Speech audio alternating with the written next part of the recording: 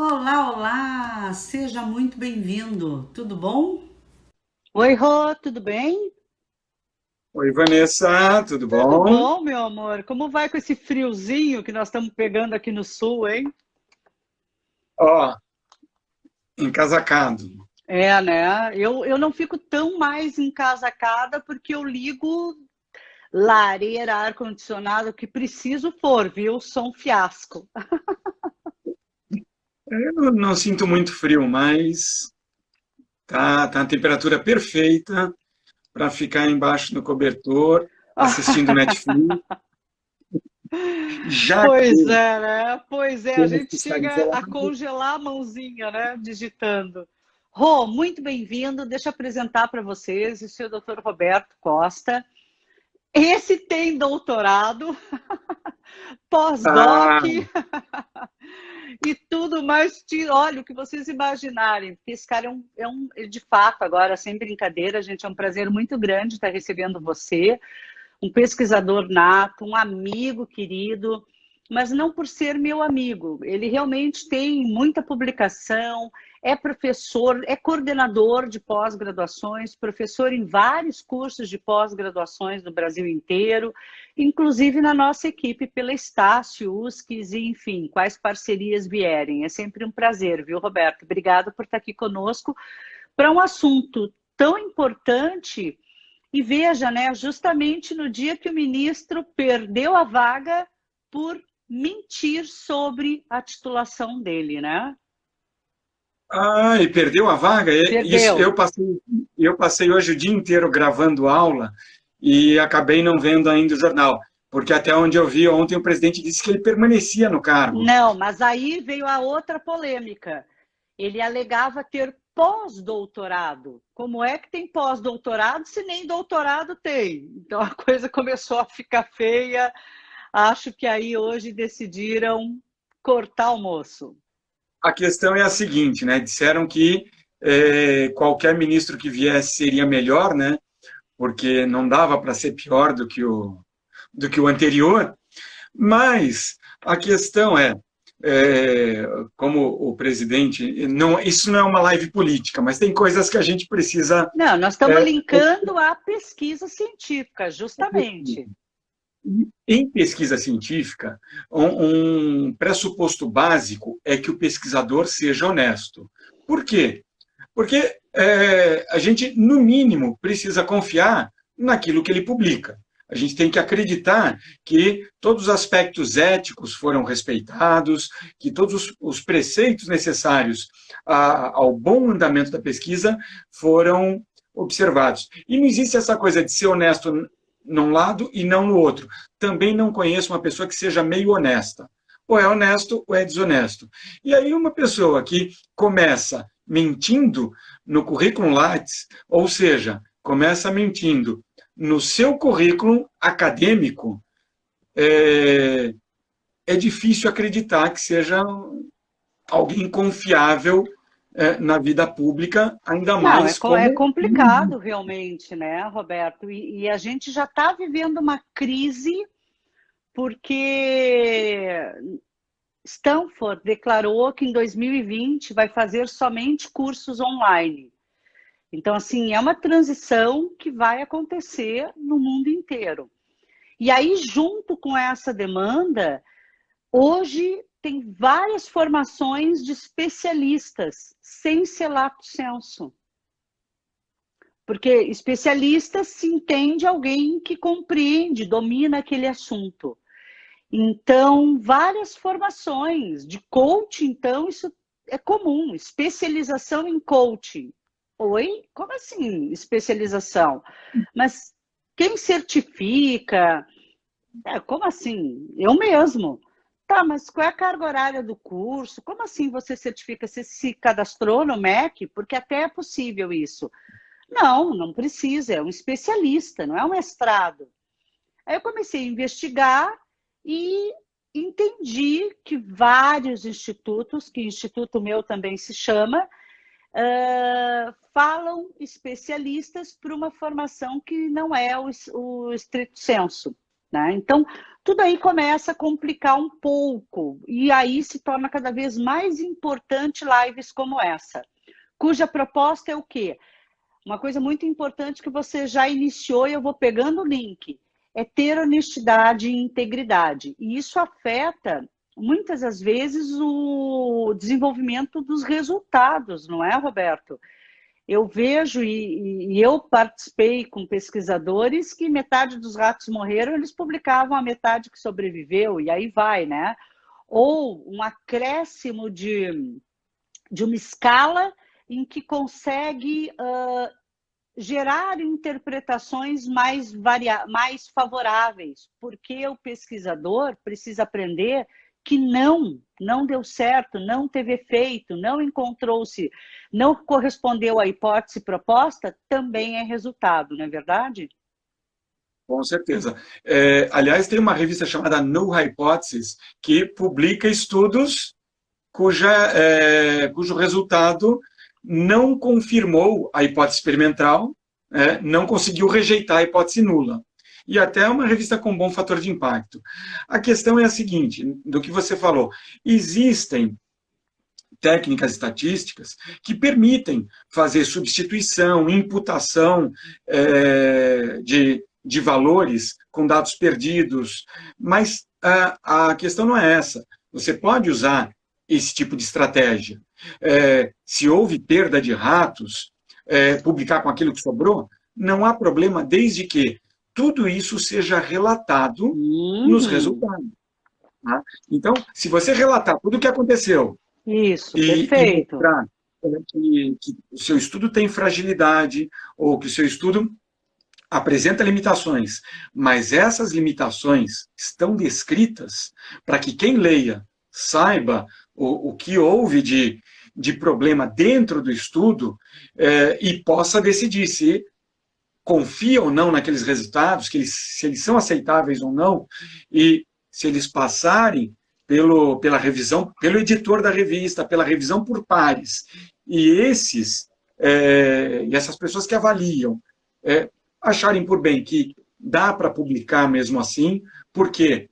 Porque houve honestidade por parte do pesquisador, e aquilo é um resultado que vale a pena. Ok.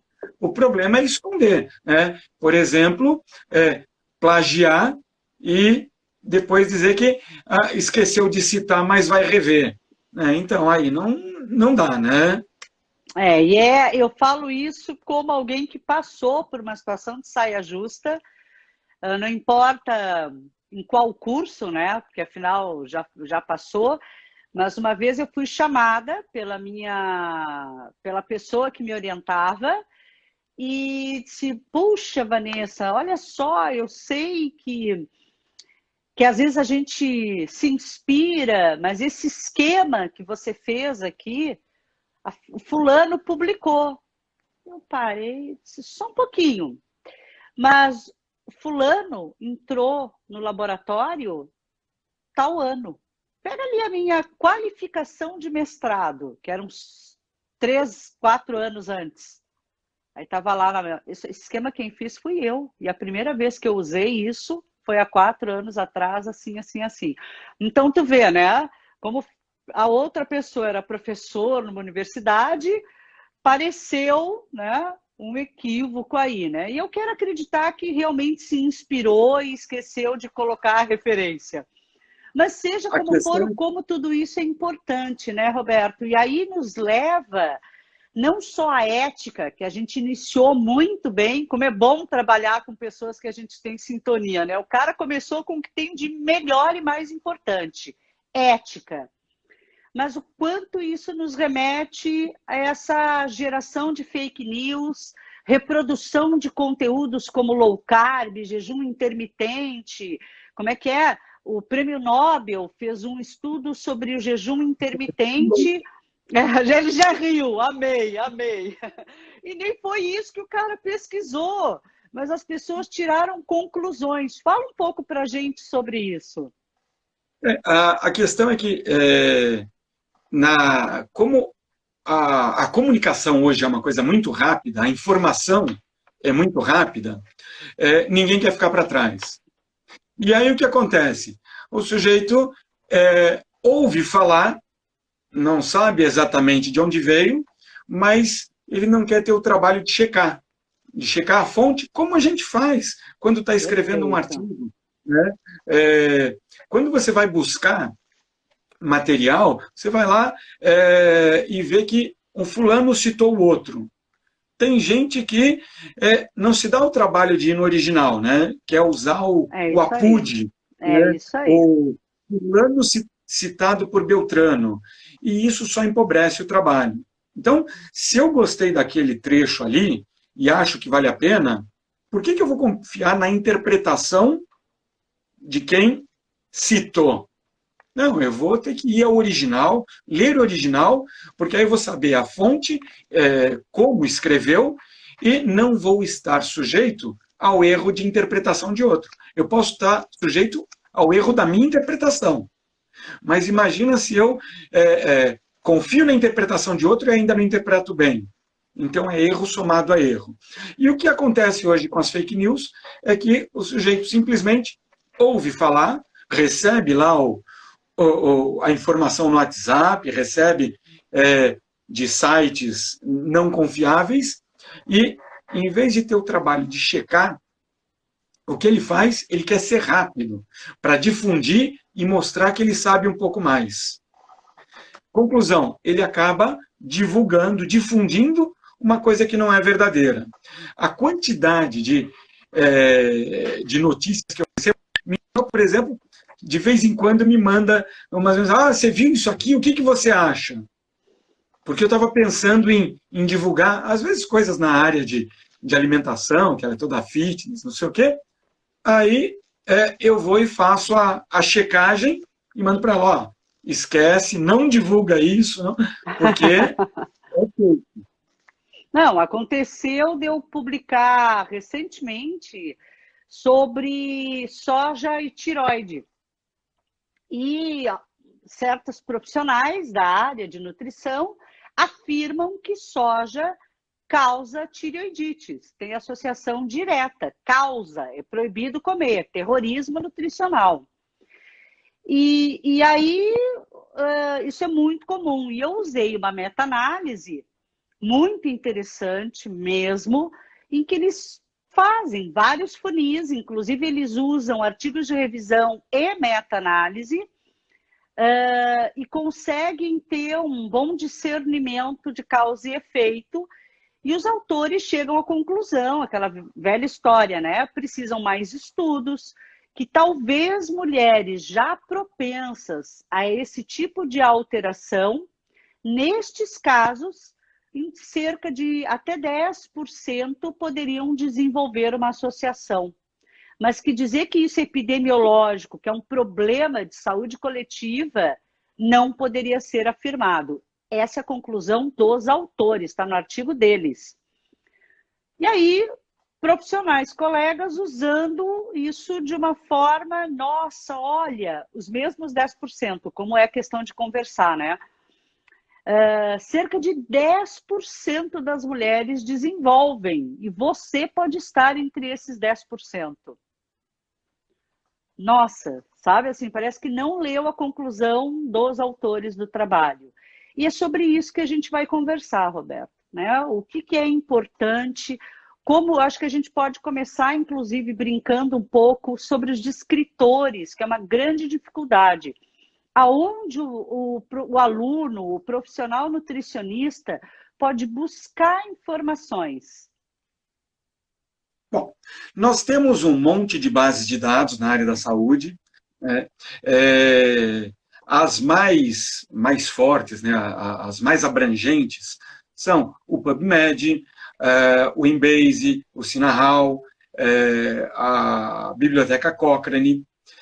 São bases bastante robustas e que abrangem uma boa parte daquilo que está publicado na internet na área da saúde, falando em bases científicas.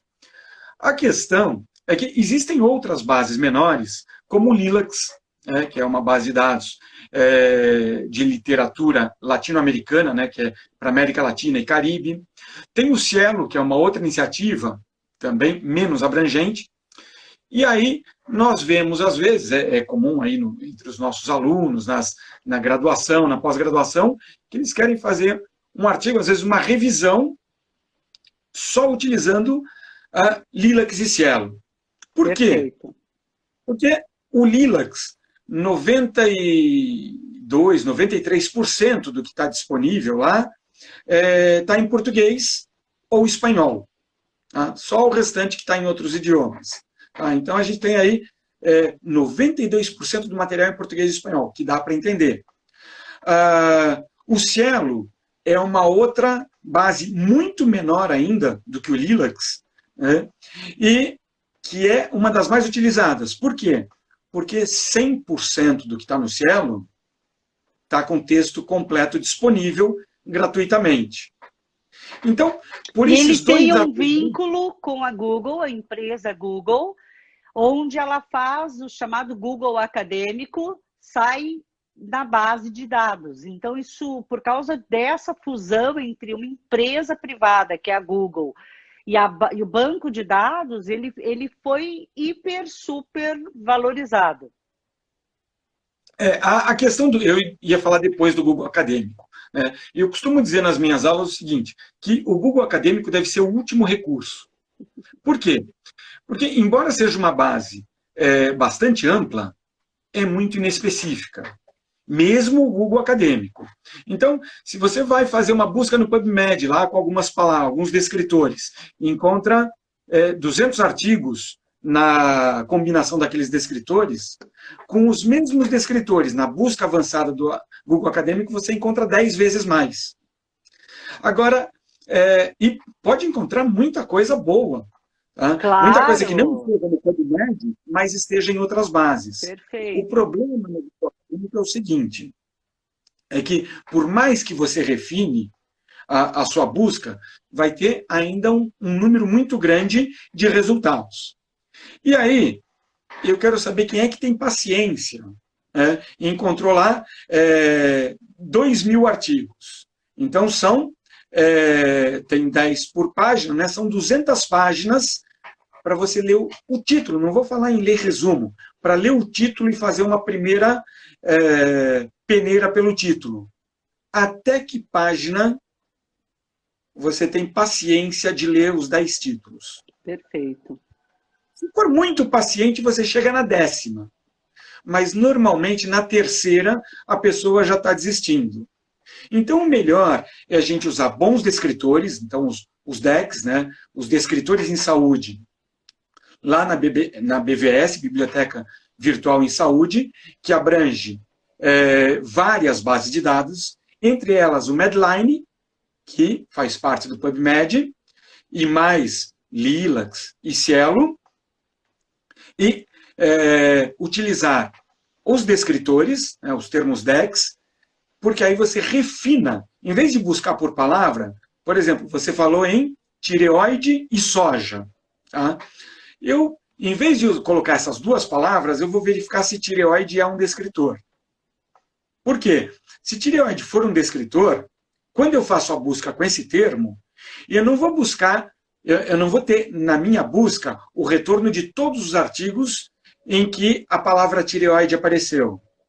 Eu vou ter todos os artigos em que a palavra tireoide foi o tema, o assunto daquele artigo. Perfeito, perfeito. Já é um filtro, gente, muito... Parece bobagem para quem nunca usou, mas isso já muda o jogo, entendem? É como um funil. Não basta colocar a palavra aqui ampla, porque eu não quero cada artigo que fale a palavra tireoide. Eu quero ela dentro de um contexto. Então, você aprender a usar os descritores, ver se essa palavra é um indicativo, você torna esse filtro mais eficiente e a sua busca fica mais eficiente. Aí, você vai somar com a palavra soja. Então, vamos ver se também é um descritor. Sendo um descritor, eu faço o cruzamento, né, com os operadores booleanos, né, o AND, né? Então, soja e tireoide, ambos como descritores. E aí o meu filtro vai fazer com que só retornem os artigos que utilizaram essas duas palavras como descritores, como tema do artigo. Então, eu tenho uma filtragem. Se eu estiver trabalhando no PubMed, aí eu vou usar, em vez dos DEX, os termos MESH, que são os descritores, MESH, que são os descritores lá do PubMed. Se eu estiver trabalhando com Embase, tem um outro nome, que é os termos Entry, ou Entry. Então, eu tenho que saber os descritores, e cada uma dessas bases de dados nos mostra, tem lá um setor específico que mostra os descritores. Então, eu vou utilizar os descritores daquela base para fazer a primeira filtragem. Uma dica, para quem não tem domínio do idioma inglês ou do espanhol e quer fazer busca nesses sites internacionais, lá na BVS, Biblioteca Virtual em Saúde, tem a biblioteca dos DEX, dos descritores em saúde. Então, quando a gente entra no DEX, coloca lá a palavra em português, são mais de 28 mil termos, mais de 28 mil descritores que a Bireme verteu para o inglês e para o espanhol. Então, você coloca em português, por exemplo... Ele já te dá. Lombalgia.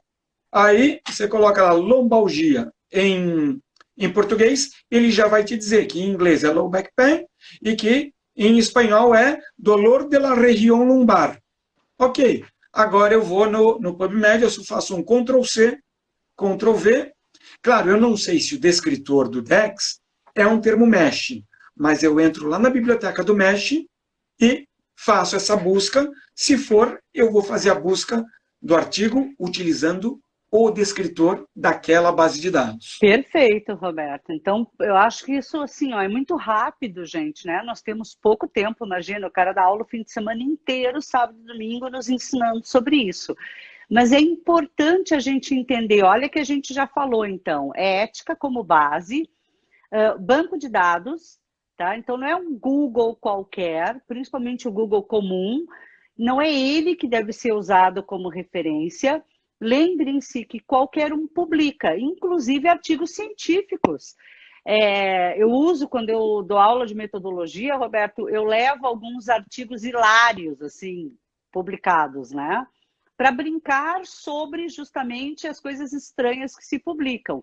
Então, eu levo um artigo que testou um fenômeno de ver se a imagem de Jesus na saída da torrada da torradeira. Te juro, tem um artigo... Não, pode rir. Tem um artigo publicado sobre isso, eu uso em aula, face de Jesus saindo na queimada do pão. Então, eles estudaram esse fenômeno, foram psicólogos, e é um artigo publicado. Tem um artigo científico, gente, que foi feito em Cambridge, sobre o rabo de cavalo perfeito. Como que é um rabo de cavalo feito na mulher, não é rabo no cavalo, tá? Só para ridicularizar, para vocês entenderem bem. É o rabo de cavalo na mulher, como que o rabo de cavalo deve ser feito para artigo, para que seja publicado. E tem os mais hilários, que eu brinco, né? Tem um artigo científico sobre sexo entre robôs. E existe uma petição de lei que usa esse artigo. Agora eu não me lembro qual é a cidade dos Estados Unidos que pede para que em 2050 seja lei que robôs possam fazer sexo. Tem umas coisas, gente, hilárias. Então é possível publicar sobre as coisas mais absurdas. Mas também existe falsificação ou invenção de dados. Eu gostaria de lembrar que um dos mais clássicos, né, é o da ovelha Dolly, que foi publicado, né, sobre genética, que fantástico, reprodução genética, e depois foi comprovado que foi falso, aqueles dados criados não eram reprodutíveis. Fala para a gente um pouquinho sobre isso, Roberto. Artigos de modo geral e essa questão do como que eu sei se é um artigo sério, se é um artigo válido, porque existem publicações aí variadas, né? Inclusive, hoje existem especialistas da Nature que têm a tarefa de, até 2050, retirarem, e olha que isso é raro a Nature publicar e admitir, 150 artigos que já foram analisados e não tem sentido, não tem evidência clara do que está sendo publicado. Primeiro, como funciona para um artigo ser publicado, né? Então, a princípio, né, você faz a sua pesquisa, escreve o seu artigo, e aí escolhe uma revista. Eu quero escolher uma boa revista. Então, o que eu vou fazer? Eu vou procurar o fator de impacto, que é um númerozinho que determina a qualidade da revista, por meio do número de citações. Tem uma série de critérios lá, mas o número de citações, só para o pessoal entender. Artigo, que os artigos daquela revista recebem em média. E isso pode ir de 0 até, depois eu falo da revista que tem o maior fator de impacto. Mas aí, o primeiro passo, quando você encaminha, eu escolhi uma revista lá, não sei, o fator de impacto é 5. Aí o editor da revista vai ler o seu artigo e vai verificar se ele está dentro do escopo da revista e se vale a pena encaminhar o artigo para revisão por pares, que são especialistas da área, né? E normalmente se manda para 2 revisores. As revistas estão exigindo hoje uma cover letter, né, que é uma carta de apresentação em que a pessoa, né, que escreveu o manuscrito vai se apresentar o seu artigo e dizer por que ele acredita que o artigo mereça ser publicado naquela revista. Aí o primeiro passo é passar pelo editor. Se ele disser para você, olha, vamos encaminhar para revisão por pares. Aí 2 outros revisores vão avaliar o artigo, vão ver os prós, os contras, vão detonar o artigo, e na sequência, a Vanessa desapareceu. Foi intencional, já pode continuar. Aí, na sequência, eles vão mandar um parecer para o editor, e o editor manda para o autor, e nesse parecer eles vão dizer, vamos supor, que o artigo pode ser publicado desde que faça essa ou aquela alteração, ou correção, modificação. E o autor vai ler isso e vai ver com o que ele concorda, com o que não concorda. Se ele não concordar e tiver um bom argumento para isso e conseguir convencer o editor e os revisores, ótimos. Se não, se é coisa que não compromete, faz a alegria dos revisores, faz as mudanças e publica. Aí, depois de todo esse processo, sendo o artigo aceito, ele é publicado. Tá? Então, esse é o processo. Quanto maior o fator de impacto, teoricamente, mais rigoroso é o crivo de análise daquela revista. Tá? Então, o que se espera é que artigos publicados em revistas de alto fator de impacto, como o New England Journal of Medicine, é uma revista que tem fator de impacto 79 e alguma coisa. Isso é altíssimo. Em linhas gerais, seria dizer que, em média, todos os artigos daquela revista recebem pelo menos 79, ou, em média, 79 citações. Tá? Então, é uma coisa bastante alta. Então, é uma coisa a se avaliar, o fator de impacto também. A Valéria está perguntando sobre revisão sistemática, se é necessário estar dentro de uma universidade e quais os caminhos. Nenhum artigo, eu vou responder essa e volto onde eu estava, mas você não precisa estar em universidade para escrever e publicar um artigo científico. Precisa fazer algo que seja adequado e sério, e que consiga passar aí pelo editor e pelos revisores.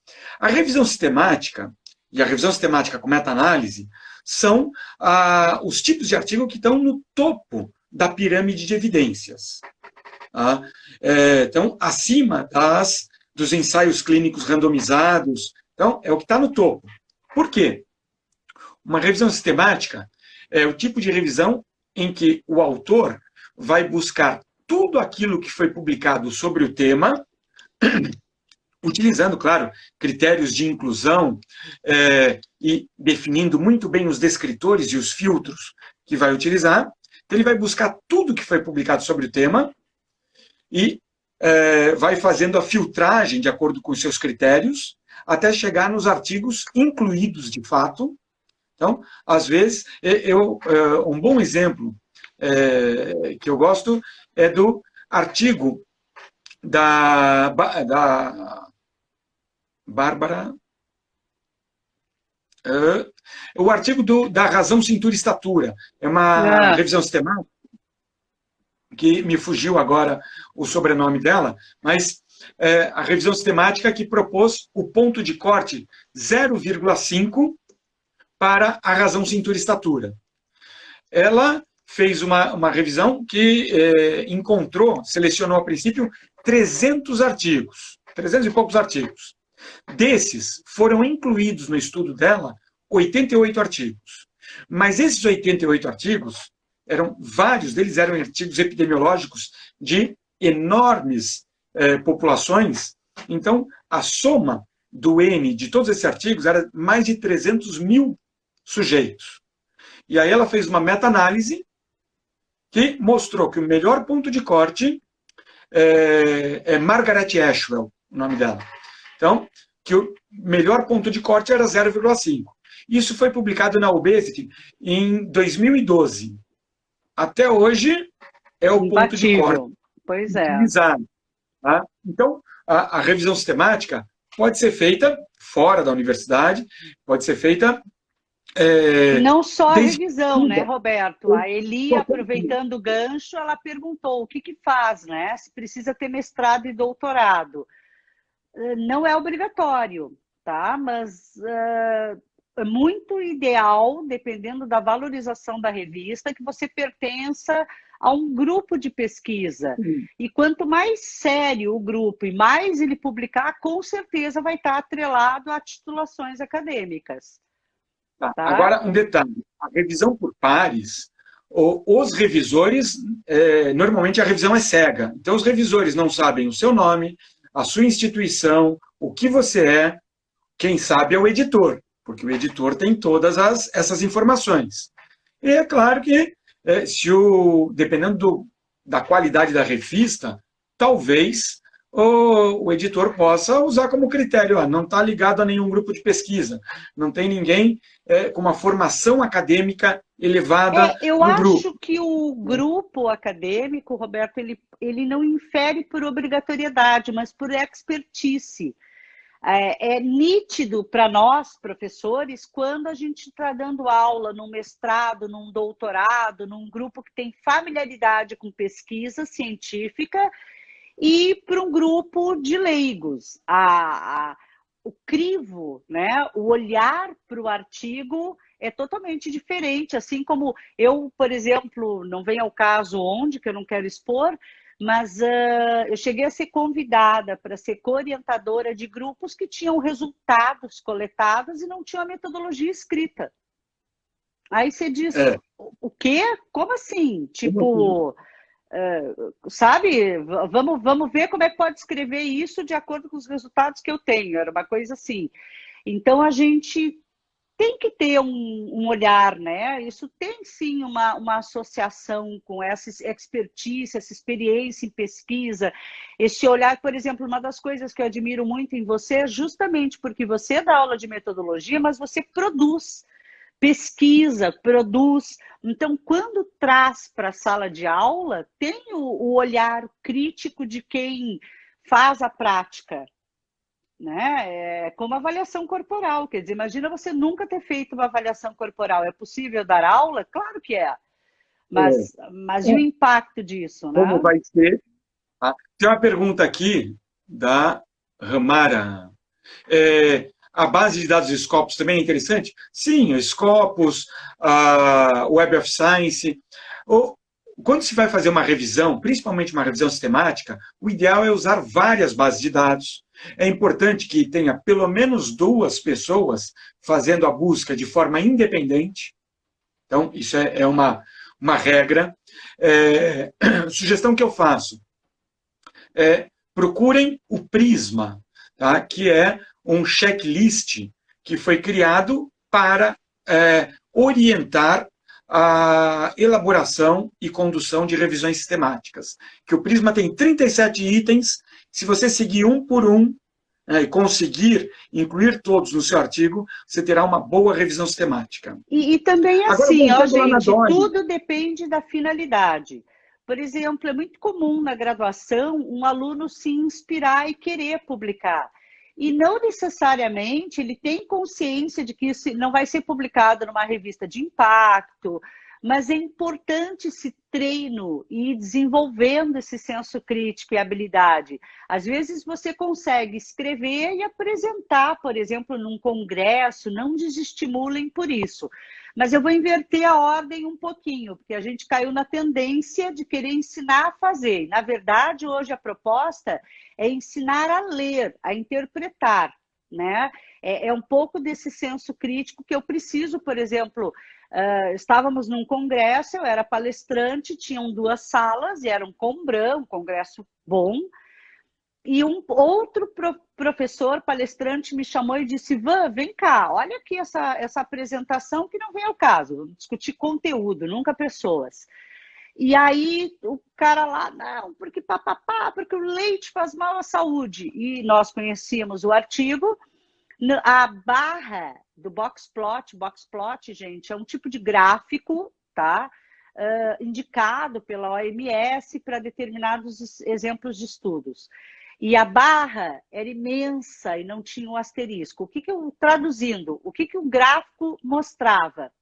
Uma variação, né, um desvio de erro muito grande, um desvio de amostra, uma barra de erros imensa e não tinha nenhuma sinalização de que aquela pequena alteração era significativa. Então, não servia para interpretar de que houve resultado. Inclusive, os autores, na conclusão, afirmam isso. Então, por isso que é importante a gente ter o senso crítico e saber ler o artigo. Vira a mesa, Rô, vem para cá. Fala um pouquinho agora, então, sobre ler o artigo. O que a gente poderia dizer para esse pessoal? Como eu não gosto de deixar ponta solta, né? Você me perguntou da Dolly, aí vieram outras coisas. É possível alguém forjar dados e publicar numa revista como a Nature, como a Science? Sim, é. É claro que para fazer isso a pessoa tem que ser muito boa. Não é o Zé Mané que vai fazer isso. É o pesquisador de alto nível, que tem uma boa leitura, que tem uma boa experiência em pesquisa e publicação, que sabe como forjar, dar voltas para escrever de forma consistente, mesmo sem ter os dados, de forma consistente e convencer o editor e os revisores.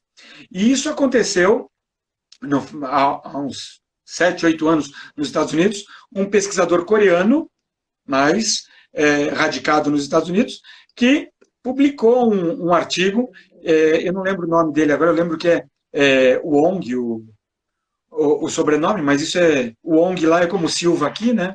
Então, mas o que a gente sabe é que ele publicou, ele tinha patrocínio do governo americano, era um sujeito que publicava em altíssimo nível, mas depois brigou com o sócio, que acabou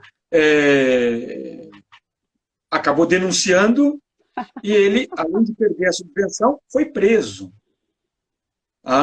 Então, a revista que publicou aquele artigo, a Science, se retratou, ou seja, retirou o artigo.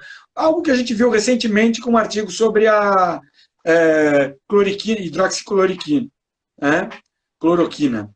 Então, a revista se retratou. Agora, é aquela história, né? Isso foi lá nos Estados Unidos. Se ele tivesse feito isso aqui, acabava virando ministro da Saúde, da Educação, né? Então, tudo depende de como se lida com essa honestidade. Verdade. Como que a gente vai exercitar o senso crítico?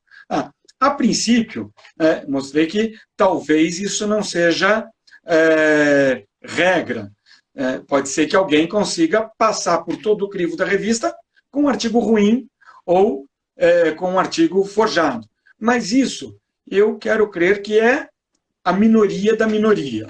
Tá? Então, primeiro passo, verificar a qualidade da revista. Verificar o seu fator de impacto. Verificar o que tem sido publicado nessa revista. Isso é muito importante. Primeiro passo. Segundo, a gente tem que ter conhecimento de metodologia, tem que ter um mínimo de conhecimento de análise estatística. Eu não preciso ser estatístico, eu não preciso saber fazer as análises, mas eu tenho que saber interpretar. Eu tenho que saber para que serve cada tipo de teste estatístico, né? Saber como se interpreta uma representação gráfica, por exemplo, já que você tocou nesse assunto, para que eu tenha um mínimo de discernimento de se aquilo é confiável ou não. Tá? E, na dúvida, eu vou ver quem aquele sujeito citou e, o principal, como ele discutiu seus resultados. Quem ele citou para discutir os seus resultados? Né? De que forma ele mostrou a coerência daquilo que ele está apresentando nos resultados. Eu digo até um pouco antes, Roberto, eu brinco assim, ó, tem até um artigo, se não me engano, o Fischer, o autor, não me lembro mais, mas eu usei muito tempo, que é um artigo publicado em Como Ler Artigos, né? E eles falavam muito da importância de você não se ater somente ao título, gente, que título é uma estratégia, tá? Mas dá uma lida no resumo, dá uma lida nas conclusões e vê se aquilo se alinha ao assunto de interesse. E aí você esmiuça e busca elementos dentro do artigo científico que condizam com os seus interesses. Né? Se ele foi bem delineado, se foi escrito. Uma outra estratégia interessante é ver os autores, de onde eles são, e não sejam arrogantes, que às vezes eu vejo assim, acadêmicos de tal universidade. E aí o pessoal, esse nem vale a pena ler. E ao contrário, essa moçada está produzindo coisas muito boas também. Então, tomar um pouco de cuidado. Diga lá. Então, uma dica na questão da leitura do artigo, que eu sempre sugiro. Leia o título. Depois de ler o título, vá ao objetivo. Leia o objetivo e tente convertê-lo na pergunta de pesquisa. A pergunta de pesquisa tem que estar clara no título. Com o título, a gente tem que conseguir saber o que o autor pretende responder com seu estudo. Aí pula tudo e vai direto na conclusão. Leia a conclusão e verifique se lá está claramente a resposta à pergunta de pesquisa que está no objetivo. Se o título indicar aquele objetivo, se o objetivo apresentar claramente a pergunta e se a conclusão apresentar claramente a resposta a essa pergunta, pelo menos deve haver alguma coerência. Pode ser que o miolo todo seja ruim, mas a chance fica sendo um pouco menor. Eu sempre falo, né? Eu gostei dessa sua questão, porque é trazer sentido para a pergunta que foi feita. Né? Então, assim, isso tem que ter uma associação, o processo de encontrar uma resposta apropriada para aquela pergunta. Isso é bastante interessante que você trouxe, né? Além dos descritores que vão aparecer nessa valorização, digamos assim, né? Porque se você usa descritores inadequados, você gera uma base de dados diversificada e que não responde sua curiosidade, Sim. digamos assim. Tudo começa por saber buscar. Depois que a gente sabe buscar e encontra, saber ler e depois saber interpretar. Mas esse é o processo. E como que a gente treina isso? Lendo. Não tem outra forma, é fazendo busca e lendo artigo científico. Gosta de uma área, é aquilo que você quer estudar? Então, começa a buscar mais nessa área e ler e tentar interpretar aquilo que está sendo lido. Vai chegar um momento, depois que a gente lê muito sobre o tema, que a gente já começa a identificar os autores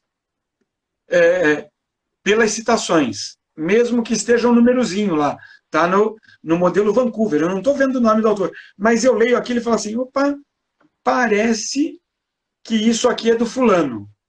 Então, quando a gente chega nesse momento, é porque já tem uma boa leitura da área e aí vai ficando mais fácil de separar o que é bom do que é ruim. Perfeito, perfeito. Gente, a prática de interpretar um texto baseado em evidências, como o nome fala, é prática, né? Você não pode ler um texto e achar que aquilo tudo faz sentido. E é muito comum, inclusive para a gente que tem essa prática, usar os descritores e daqui a pouco você está lendo e diz, não, mas não é isso. Eu quero, aí você começa a aprender a buscar. Eu quero, e aí vem a experiência do uso dos descritores. Eu quero saber, vou dar um exemplo da área de nutrição.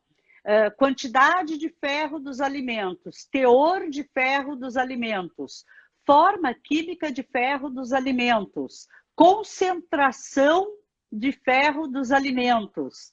Percebem? Então, porque senão, se eu coloco, às vezes, só teor de ferro dos alimentos, pode vir um texto da veterinária, pode vir um texto da engenharia.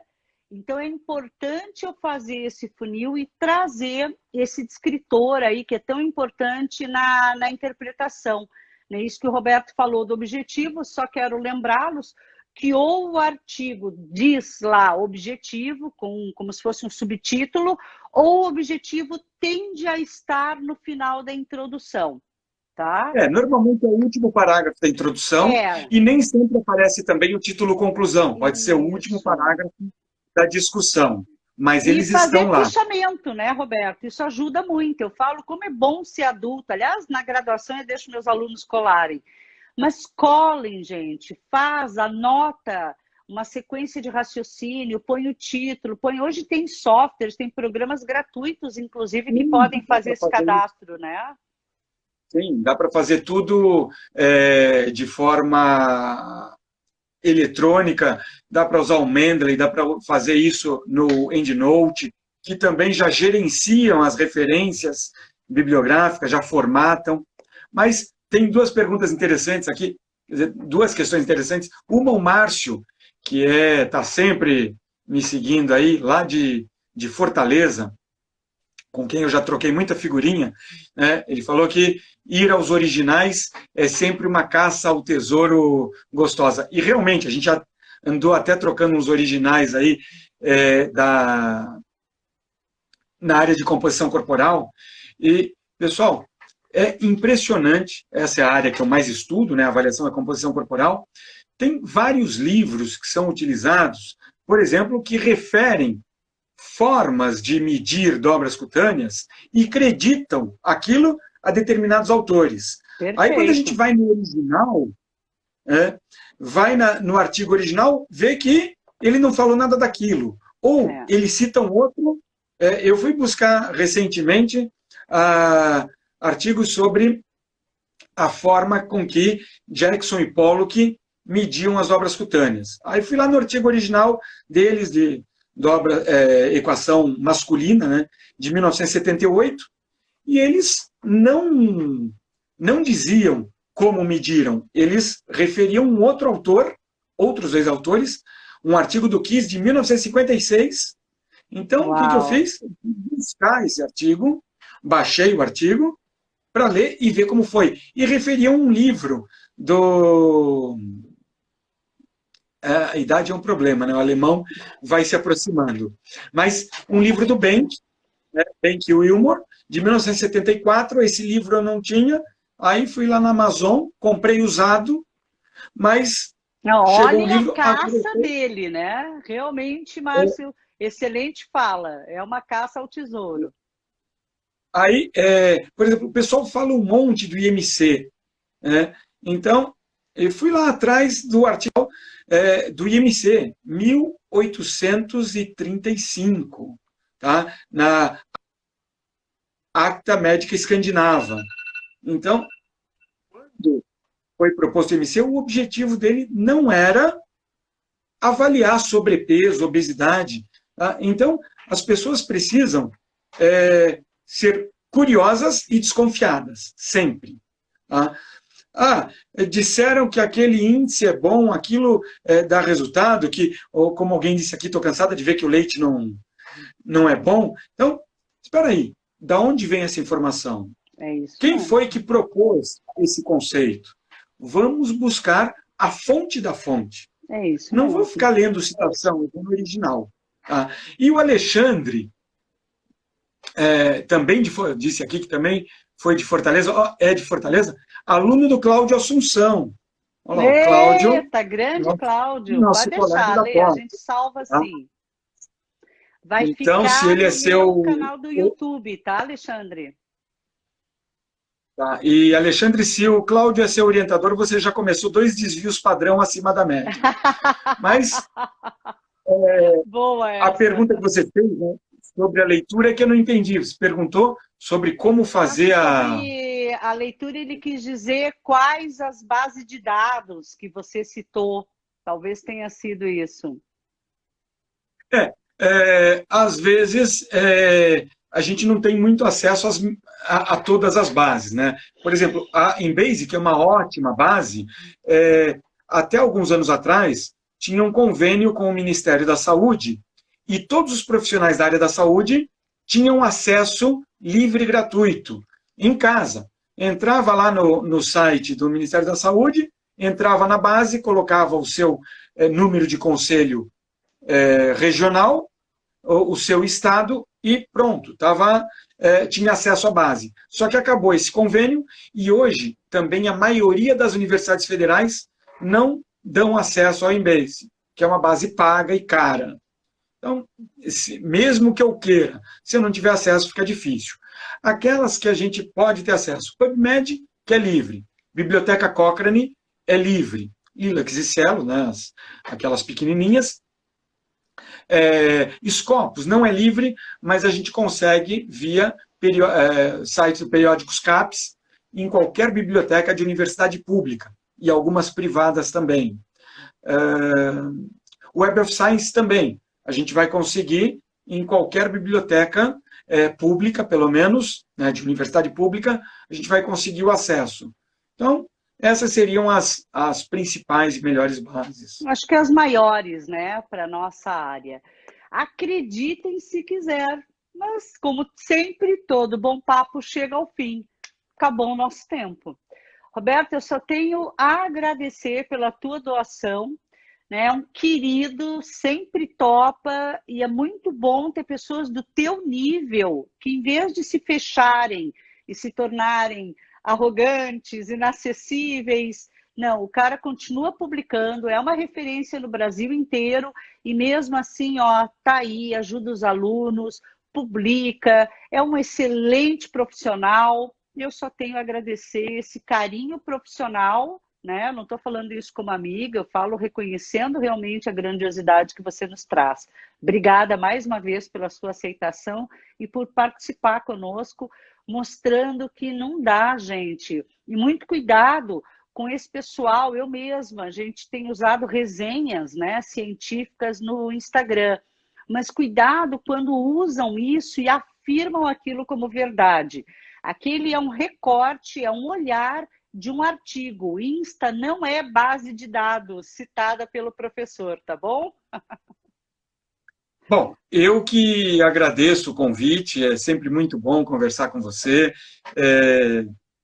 Em momentos de isolamento social, principalmente, é ótimo a gente poder bater papo, mesmo que seja aqui por leitura, né, e só por câmera, mas agradeço, sempre aprendo, né, com você, sempre aprendo quando a gente faz esses bate-papos, e estou à disposição quando quiser de novo sobre esse ou outros temas, é só falar que a gente se encontra aqui de novo para dividir. Conhecimento, quanto mais a gente divide, mais multiplica. Então, Perfeito, a ideia é... perfeito.